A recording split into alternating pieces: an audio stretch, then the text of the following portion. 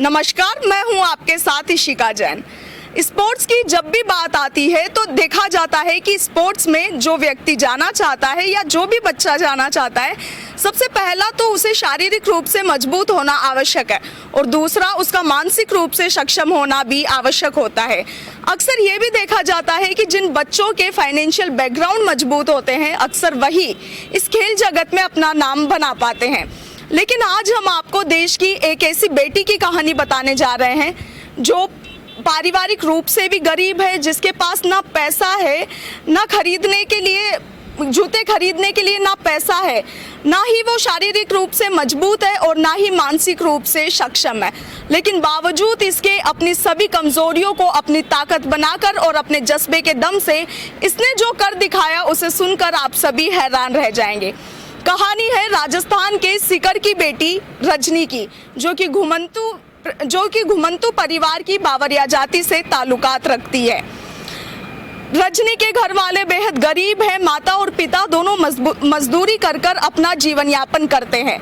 इनके पास ये भी ठिकाना नहीं होता है कि रहना कहाँ है, शाम को खाने के लिए कुछ मिलेगा भी या नहीं, इस बात का भी अंदाजा नहीं होता। लेकिन बावजूद इसके अपनी सभी कमियों को एक तरफ रखते हुए रजनी ने पैरा एथलेटिक्स चैंपियनशिप में सिल्वर मेडल देश के लिए हासिल किया है।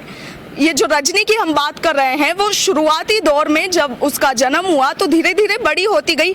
तब तक उसका सब कुछ ठीक था, वो नॉर्मल बच्चों की तरह ही थी। लेकिन जैसे जैसे वह बड़ी होती गई, उसकी एक्टिविटीज 5 साल के एक बच्चे की तरह, छोटे बच्चे की तरह ही रह गई।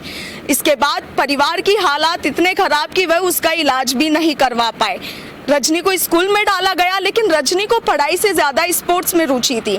रजनी की बड़ी बहन सरिता बताती है कि वह शुरू से स्पोर्ट्स में है और रजनी की स्पोर्ट्स में रुचि को देखते हुए वह उसे घर पर प्रैक्टिस करवाती थी।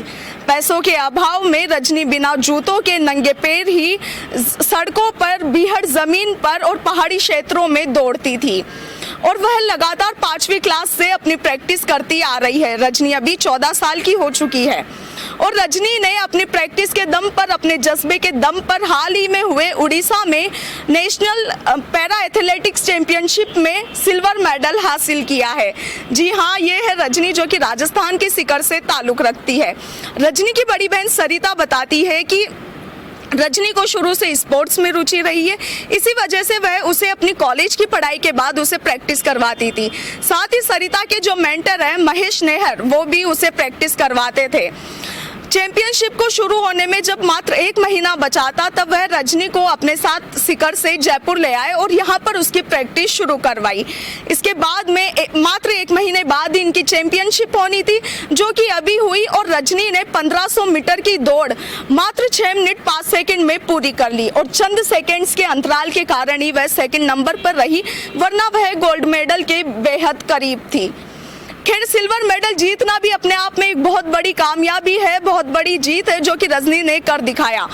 रजनी की बड़ी बहन सरिता बताती है कि जब रजनी प्रैक्टिस करती थी और नंगे पैर सड़कों पर दौड़ती थी, तब लोग उसे ताना मारते थे। लोग कहते थे कि ये तो बावरिया जाति की है, ये क्या कर लेगी। ऊपर से उसे मेंटली डिस्टर्ब बोलकर उसे चिढ़ाया जाता था। लेकिन रजनी ने अपनी कमजोरी को अपनी मजबूती बनाया, अपनी ताकत बनाया और वो कर दिखाया जो शायद एक आम व्यक्ति आसानी से नहीं कर सकता। तो ये थी हमारे देश की बेटी, राजस्थान की बेटी रजनी की कहानी, जिसने मानसिक रूप से कमजोर होते हुए, शारीरिक रूप से कमजोर होते हुए, जिनके घर की आर्थिक स्थिति इतनी खराब थी, जिनके रहने का ठिकाना नहीं, जिनके खाने पीने का ठिकाना नहीं, बावजूद इसके अपने जज्बे के दम पर, अपनी मेहनत के दम पर आज सिल्वर मेडल देश के लिए जीत कर दिखाया। अभी के लिए इतना ही। बने रहिए द फैक्ट इंडिया के साथ। नमस्कार।